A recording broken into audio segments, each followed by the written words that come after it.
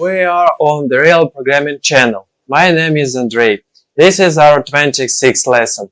I greet you. We will talk about image. It's not just relative links anymore. Let's go. The src attribute can be used for more than just relative links. You can also put a URL in your src attribute. Images are stored on the web servers right alongside HTML pages, so every image on the web has its own URL just like web pages do. You will generally want to use a URL for an image if you're pointing to an image at a different website. Remember, for links and images on the same site, it's better to use relative paths. Here's how you link to an image using a URL.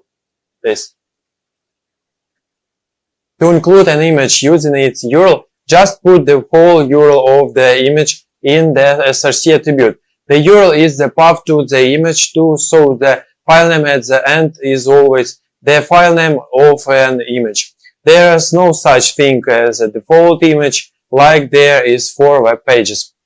Exercise. Sharpen your pencil. Here's a sharpen your pencil that is actually about pencil or hand images too. This exercise involves a bit of trivia, given a typical brand new pencil. If you drew one continuous line with it, using the entire pencil up, how long would the line be? What's that go to do with images? To find the answer, you're going to have to write some HTML. The answer to the trivia is contained in the image that is a URL. http://smart.com html c trivia pencil to point png. Your job is to add the image to this HTML and retrieve the answers. Put your images element here. There are no dumb questions. So the image element is quite simple. It just provides a way to specify the location of the image that needs to be displayed in the page. Yes, that about sums it up. We'll talk about a couple of attributes you can add to the element. Later, you'll see a number of ways to use CSS to change the visual style of an image. But there are a lot to know about the image themselves. What are different image formats for? When should I use one over the other? How big should they be? How do I prepare images for use in a web page? We learned that void elements are elements without content or a closing tag. We've also learned that the image element is void, but doesn't it have content, the image? Well, to be more precise, a void element is an element that doesn't have any content in the HTML page to put the opening and closing text around. True, an image is content, but the image element refers to the image. The image isn't part of the HTML page itself. Instead, the image replaces the image element when the browser displays the page. And remember, HTML pages are purely text, so the image could never be directly part of the page. It's always a separate thing. Back to the example of a web page loading with images. When I load a web page, I don't see the images loading one after the other. Why? Browsers often retrieve the images concurrently. That is, the browser makes requests for multiple images at the same time. Given the speed of computers and networks, this all happens fast enough that you usually see a page display along with its images. If I see an image on a web page, how do I determine its URL so that I can link to it? Most browsers allow you to right-click on an image, which brings up a contextual menu with some choices. In these choices, you should see copy image address or copy image link, which will place the URL in your clipboard. Another way to find the URL is to right-click and choose Open Image in New Window, which will open the image in a browser window. Then you can get the URL of the image from the browser's address bar. A last option is to use your browser's View Source menu option. and look through the HTML. Keep in mind that you might find a related link to the image so you'll have to reconstruct the URL using the website domain name and the path of the image. And what makes a JPEG photo better than GIF or PNG photo or a GIF or PNG logo better than a JPEG logo? Better is usually defined as some combination of image quality and file size. A JPEG photo will usually be much smaller than an equivalent quality PNG or GIF, while a PNG or GIF logo will usually look better and may have a smaller file size than in JPEG format. How do I choose between GIF and PNG? It seems like they are very similar. PNG is the latest newcomer in graphic formats and an interesting one because it can support both photos as well as logos.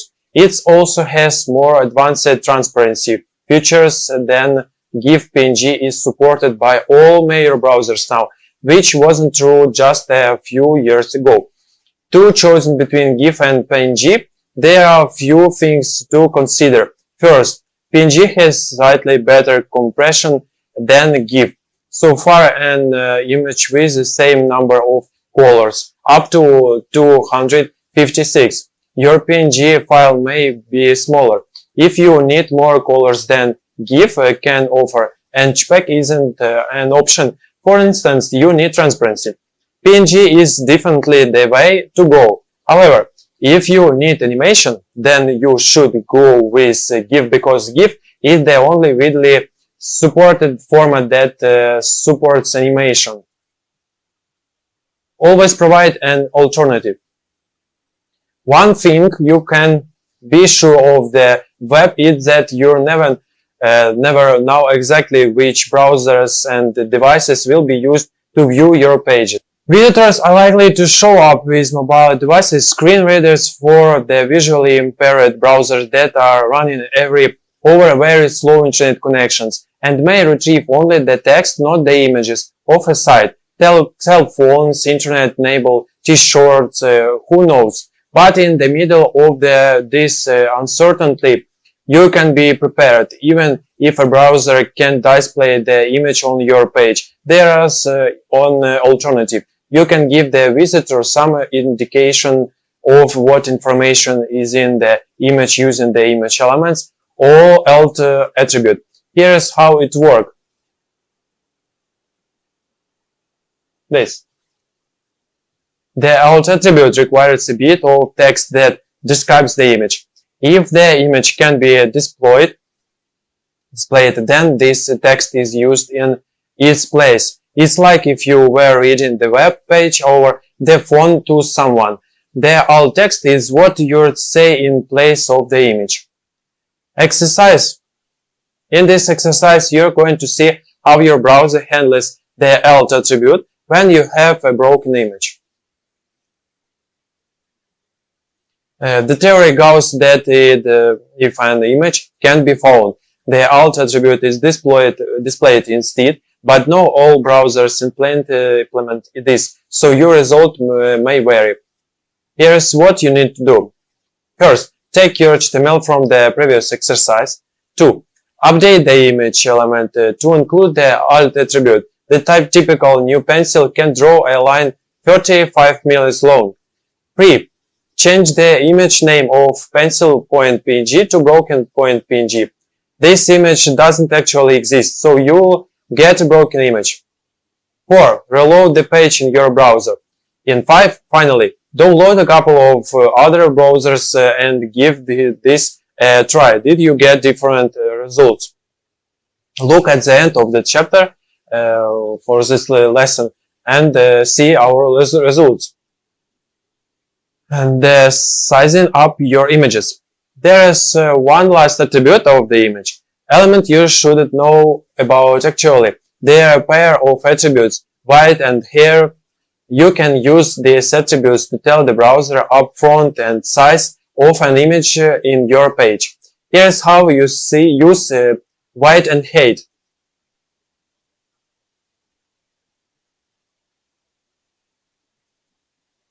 this. The weight attribute tells the browser how wide the image should appear in the web page. The height attribute tells the browser how tall the image should appear in the web page. Both width and height are specified using the number of pixels. If you're not familiar with pixels, we'll go into what they are in a little more detail later in this chapter. You can add width and height attributes to any images. If you don't, the browser will automatically determine the size of the image before displaying it in the page. There are no dumb questions. We'll talk about this in the next lesson. And this is our 26th lesson over. Thanks for watching. Subscribe to my channel.